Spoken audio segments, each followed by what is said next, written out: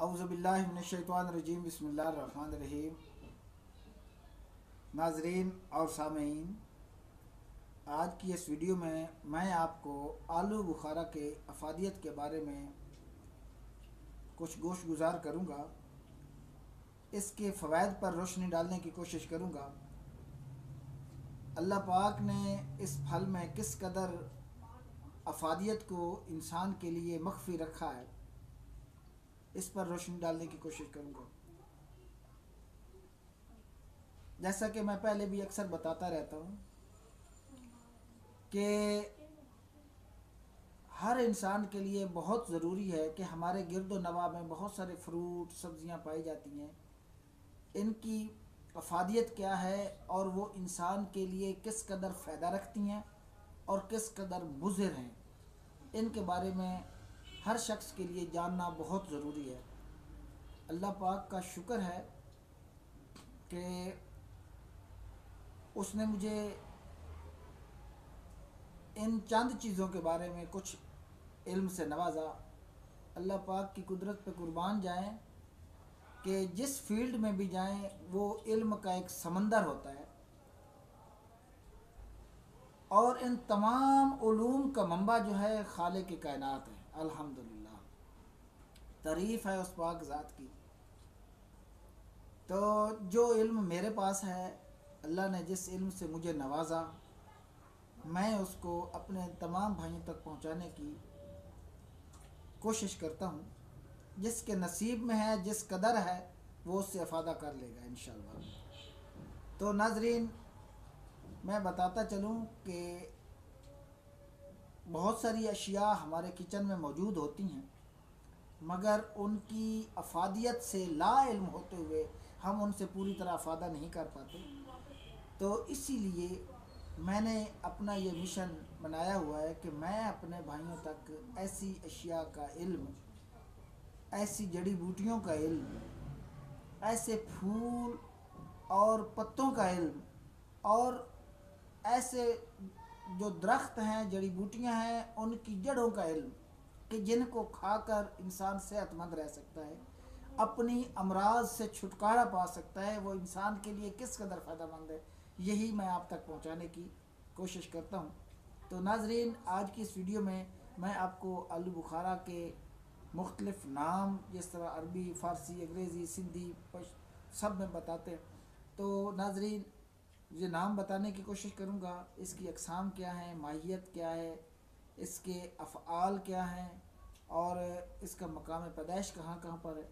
तो नाजरीन, इनसे अफादा करने के लिए, हमारी इन वीडियो से फ़ायदा लेने के लिए, इन उलूम से बहरावर रहने के लिए, अगर आपने हमारे चैनल को सब्सक्राइब नहीं किया तो काइंडली सब्सक्राइब कर लें और साथ लगे बेल के आइकन को दबाएं ताकि हमारी नेक्स्ट आने वाली वीडियो का नोटिफिकेशन आप तक बआसानी पहुंच सके। नाजरीन, अब आते हैं अपने असल टॉपिक की तरफ कि आलू बुखारा जो है, इसको अरबी में उजास के नाम से याद किया जाता है। तो फ़ारसी में इसे आलूए बुखारा भी कहते हैं, सिंधी में आलू बुखारा ही कहते हैं। इसका मिजाज जो है ये दर्जा अव्वल का सर्द है और दर्जा दोम का तर है। इसका बहुत ज़्यादा इस्तेमाल जो है वो दिमाग और मैदा और आसाब के लिए मुज़र है। जो मुकर्ररा मिकदार होती है, जब उससे अपनी मिकदार को एक्सीड कर लेते हैं और उसका इस्तेमाल फिर मुसलसल रखते हैं, तो फिर ये चीज़ जो है ये अपने मुज़र असरात छोड़ती है। मगर अगर इसका इस्तेमाल अपनी लिमिट में रह कर किया जाए, यही वो इल्म है जो मैं आप तक पहुंचाना चाहता हूं। वरना बंदा 1 किलो आलू बुखारा ले और उसको खा जाए और हर रोज़ खाता रहे, तो ये चीज़ फिर नुकसान में चली जाती है। तो यही वो इल्म है जो आप तक पहुंचाने की कोशिश करता हूं। अगर कोई शख्स इसका ज़्यादा इस्तेमाल कर लेता है और इसके जो मुज़र असरात हैं उसके दिमाग, मैदा और आसाब पर हो जाते हैं, तो ऐसी सूरत में इसको मुसल्ला करने के लिए उनाब खा लेते हैं, गुलकंद खा लेते हैं और मस्तगी रूमी इसका इस्तेमाल कर लेते हैं, तो इंशाअल्लाह इसके मुज़र असरात से बचा जा सकता है।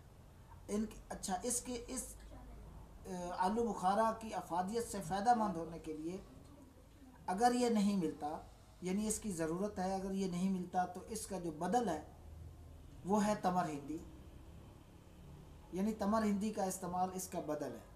تو جو آلو بخارا ہے اس کا جو پیدائش کے مقام ہیں اس میں کشمیر ہے، افغانستان ہے، ایران ہے اور پاکستان کے سرد علاقوں میں یہ پایا جاتا ہے، اور اس کی جو خوراک ہے وہ 3 تا 5 دانے 15 سے 20 دن تک مسلسل استعمال کیے جائیں، یعنی صحیح معنوں میں اس سے افادہ کرنے کے لیے، اس کا فائدہ لینے کے لیے 3 تا 5 دانے 15 یوم تک مسلسل استعمال کریں۔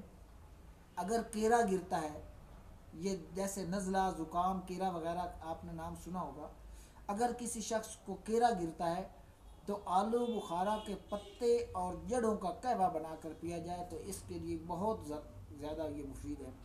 اور اسی طرح اگر کسی کو قے آتی ہے، الٹی آتی ہے، متلی ہوتی ہے، تو اگر قے کرنے کے بعد آلو بخارا کھا لیا جائے تو انشاءاللہ تعالی فضل خدا اس کی افادیت سے فائدہ لیا جا سکتا ہے، بہرہور ہوا جا سکتا ہے۔ تو یہ آلو بخارا بدرجہ اتم مسکن صفرا ہے، جوش خون کے لیے بہت اچھی چیز ہے، اور ملین اما ہے اور مسکن عطش ہے، اعلیٰ درجہ کا۔ کھٹا میٹھا آلو بخارا جو قلب کی سوزش ہوتی ہے اس میں استعمال کرایا جائے، قلب کی سوزش میں یہ تسکین دیتا ہے اور آنتوں کو یہ نرم رکھتا ہے آلو بخارا، اور مسکن عطش ہونے کی وجہ سے پیاس کو بجھاتا ہے، یعنی اس کو جیسے میں نے آپ کو بتایا کہ ملین اما ہے، یعنی آنتوں کو نرم رکھتا ہے، افعال، آنتوں کے جو افعال ہیں ان کو درست کرتا ہے، معدہ کو یہ تقویت دیتا ہے اور پیاس میں تسکین دیتا ہے۔ اس کا گوند جو ہے، اس گوند کو اگر آنکھوں پر لگایا جائے تو یہ بینائی کو تقویت دیتا ہے اور اس کے لیے تیز کرتا ہے۔ اور اس کے پتوں کا جوس جو ہے وہ لوزتین کی طرف جو گرنے والا نزلہ، زکام وغیرہ اس کو روکنے کے لیے انتہا درجے کا مفید ہے۔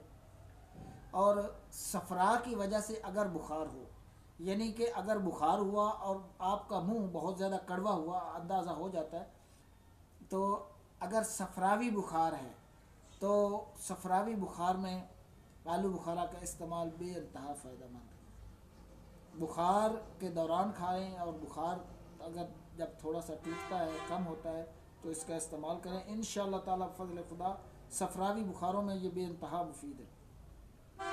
تو ناظرین، اس طرح کی ہماری ویڈیو میں آپ تک پہنچانے کی پوری کوشش کرتا رہتا ہوں اور کرتا رہوں گا انشاءاللہ۔